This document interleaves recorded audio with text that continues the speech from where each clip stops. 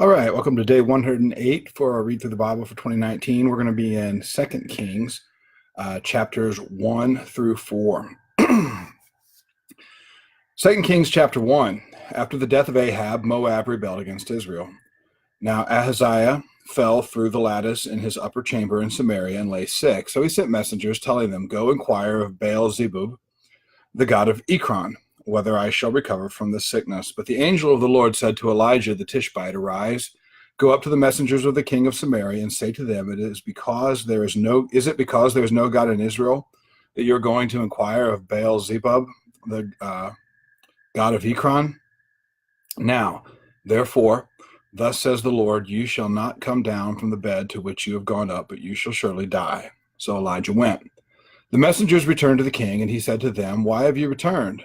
And they said to him, "There came a man to meet us and said to us, 'Go back to the king who sent you and say to him, Thus says the Lord, is it because there is no God in Israel that you are seeking to inquire of Baal-zebub, the god of Ekron?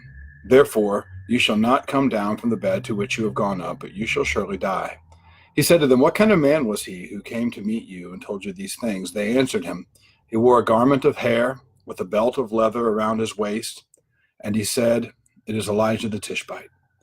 Then the king sent to him a captain of 50 men, and with his 50 he went up to Elijah, who was sitting on the top of a hill. And he said to him, "O man of God, the king says, come down." But Elijah answered the captain of 50, "If I am a man of God, let fire come down from heaven and consume you and your 50. Then fire came down from heaven and consumed him and his 50. Again the king sent to him another captain of 50 men and his 50, and he answered and said to him, "O man of God, this is the king's order, come down quickly." But Elijah answered them, "If I am a man of God, let fire come down from heaven and consume you and your 50. Then the fire of God came down from heaven and consumed him and his 50.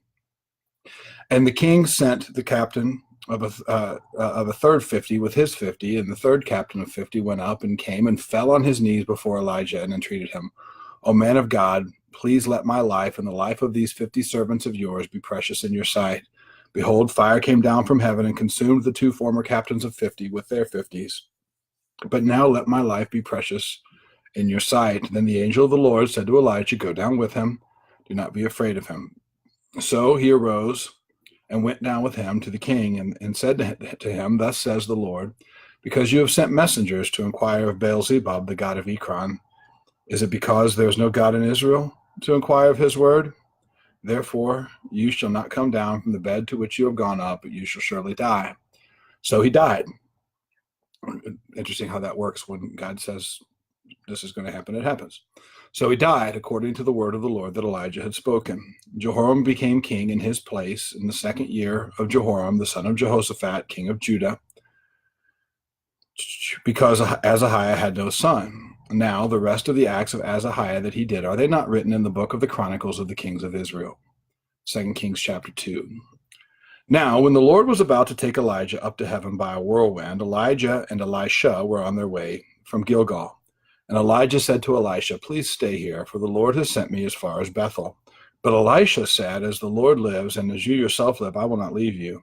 So they went down to Bethel, and the sons of the prophets who were in Bethel came out to Elisha and said to him, "Do you know that today the Lord will take away your master from over you?" And he said, "Yes, I know it. Keep quiet." Elijah said to him, "Elisha, please stay here, for the Lord has sent me to Jericho." But he said, "As the Lord lives, and as you yourself live, I will not leave you." So they came to Jericho. The sons of the prophets who were at Jericho drew near to Elisha and said to him, "Do you know that today the Lord will take away your master from over you?" And he answered, "Yes, I know it. Keep quiet." Then Elijah said to him, "Please stay here, for the Lord has sent me to the Jordan." But he said, "As the Lord lives, and as you yourself live, I will not leave you." So the two of them went on. 50 men of the sons of the prophets also went and stood at a distance from them, as they both were standing by the Jordan. Then Elijah took his cloak and rolled it up and struck the water. And the water was parted to the one side and to the other, till the two of them could go over on dry ground. When they had crossed, Elijah said to Elisha, "Ask what I shall do for you before I am taken from you." And Elisha said, "Please let there be a double portion of your spirit on me." And he said, "You have asked a hard thing. Yet if you see me as I am being taken from you, it shall be so for you. But if you do not see me, it shall not be so." And as they still went on and talked, behold, chariots of fire and horses of fire separated the two of them. And Elijah went up by a whirlwind into heaven And Elisha saw, and he cried, my father, the chariots of Israel and its horsemen. And he saw him no more. Then he took hold of his own clothes and tore them into two pieces. And he took up the cloak of Elijah that had fallen from him and went back and stood on the bank of the Jordan. Then he took the cloak of Elijah that had fallen from him and struck the water, saying, where is the Lord, the God of Elijah? And when he had struck the water was parted to the one side and to the other, and Elijah went over.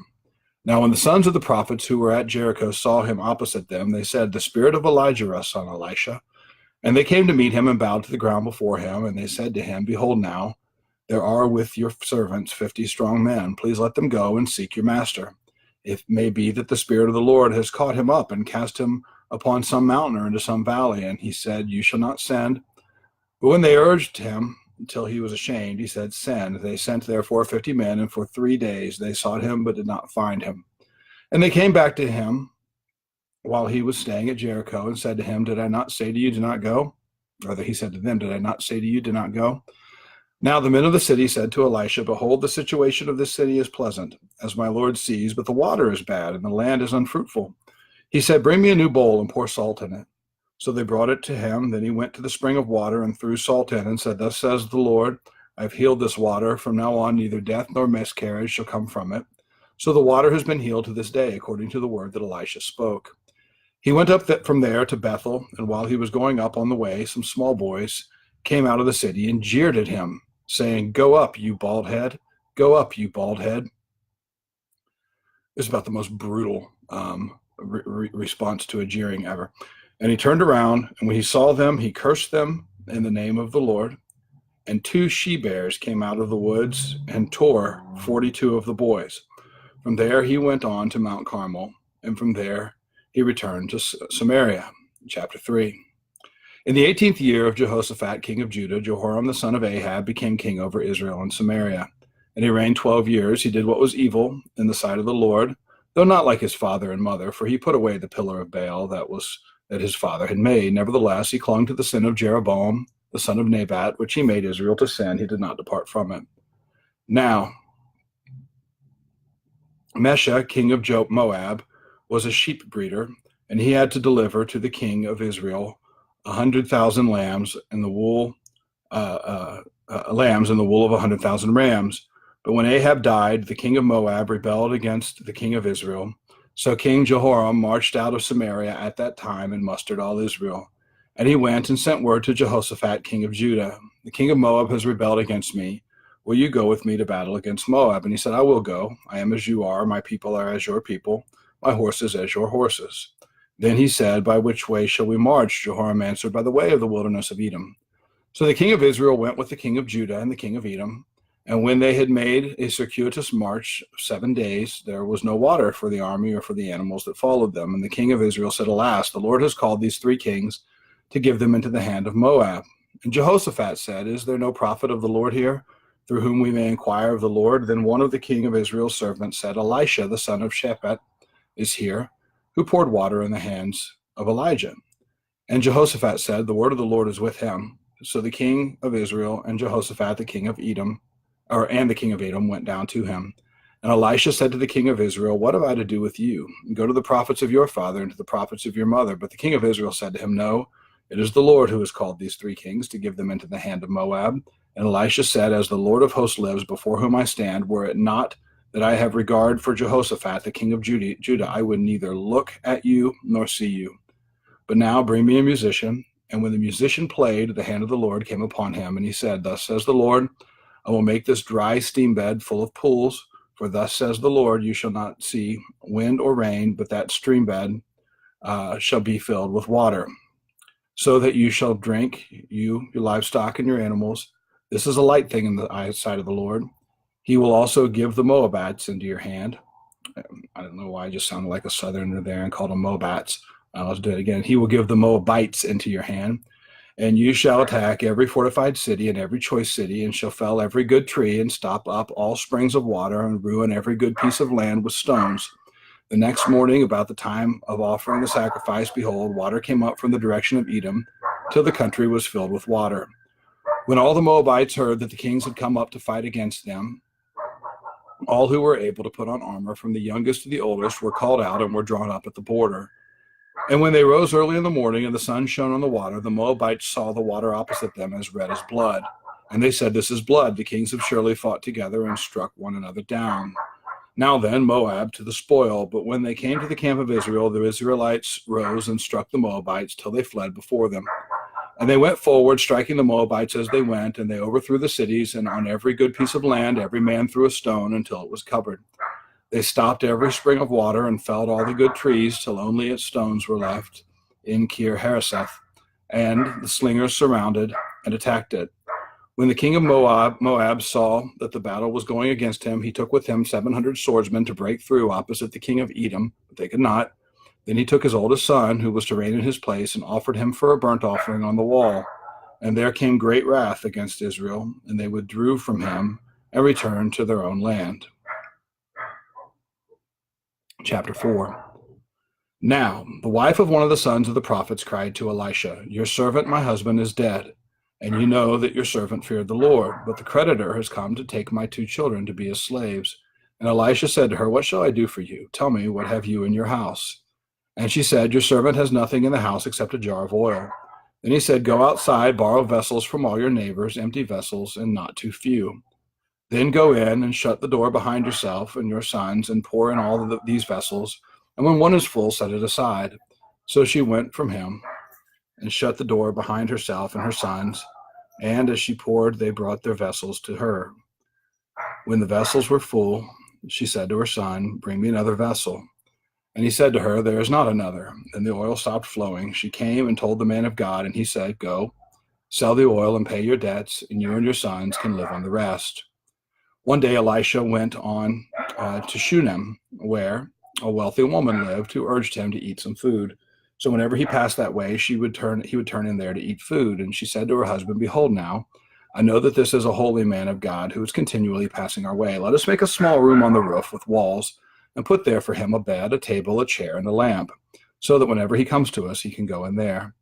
One day he came there, and he turned into the chamber and rested there. And he said to Gehazi, his servant, "Call this Shunammite." When he had called her, she stood before him, and he said to her, "Now say to her, see, you have taken all this trouble for us. What is to be done for you? Would you have a word spoken on your behalf to the king or to the commander of the army?" She answered, "I dwell among my own people." And he said, "What then is to be done for her?" Gehazi answered, "Well, she has no son, and her husband is old." And he said, "Call her." And when he had called her, she stood in the doorway, and she said, "At this season about this time," and he said, "At this season about this time next year, you shall embrace a son." And she said, "Oh no, my lord, O man of God, do not lie to your servant." But the woman conceived, and she bore a son about that time the following spring, as Elisha had said to her. When the child had grown, he went out one day to his father among the reapers. And he said to his father, "Oh, my head, my head." The father said to his servant, "Carry him to his mother." When he had lifted him and brought him to his mother, the child sat on her lap till noon, and then he died. And she went up and laid him on the bed of the man of God, and shut the door behind him, and went out. And then she called to her husband and said, "Send me one of the servants and one of the donkeys, that I may quickly go to the man of God and come back again." And he said, "Why will you go to him today? It is neither new moon nor Sabbath." And she said, "All is well." Then she saddled the donkey, and she said to her servant, "Urge the animal on. Do not slacken the pace for me unless I tell you." So she set out and came to the man of God at Mount Carmel. And when the man of God saw her coming, he said to Gehazi his servant, "Look, there's the Shunammite. Run at once to meet her and say to her, 'Is all well with you? Is all well with your husband? Is all well with the child?'" She answered, "All is well." And when she came to the mountain of the man of God, she caught hold of his feet, and Gehazi came to push her away. But the man of God said, "Leave her alone, for she is in bitter distress. And the Lord has hidden it from me and has not told me." And then she said, "Did I ask my Lord for a son? Did I not say, 'Do not deceive me'?" He said to Gehazi, "Tie up your garment and take my staff in your hand and go. If you meet anyone, do not greet him. If anyone greets you, do not reply, and lay my staff on the face of the child." Then the mother of the child said, "As the Lord lives, and as you yourself live, I will not leave you." So he arose and followed her.